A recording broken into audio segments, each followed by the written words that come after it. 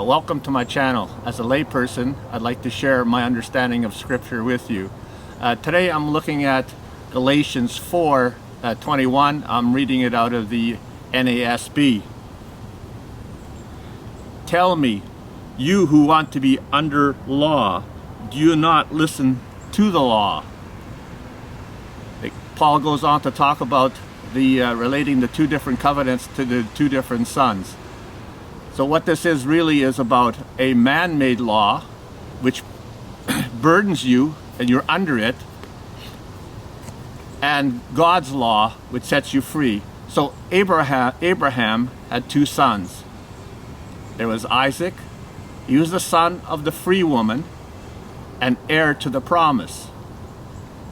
Ishmael was the son of the bondwoman, born according to the flesh. The reason it states that he was born according to the flesh, or the covenant was born according to the flesh, because Sarah and Abraham decided to advance God's instructions on having a child. So that instruction for Abraham to have a child with Hagar was not in the scripture. It was of the flesh. So the covenant from above is from Jerusalem from above. And he says that Jerusalem is in slavery now. It was in slavery because of the oral law, not because of the Mosaic law. People get confused there because it says the covenant from Mount Sinai. But Mount Sinai was on earth. The covenant Moses received was from God from above. Where the confusion arises is that the teachers of the oral law claimed that Moses, after giving them a written law, also gave them an oral law.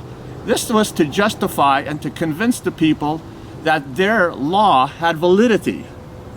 So it's a Torah from heaven that frees people from the bondage of the man-made Torah. Matthew 6:24 says, you can't serve two masters. You can't serve man-made religion or man's tradition.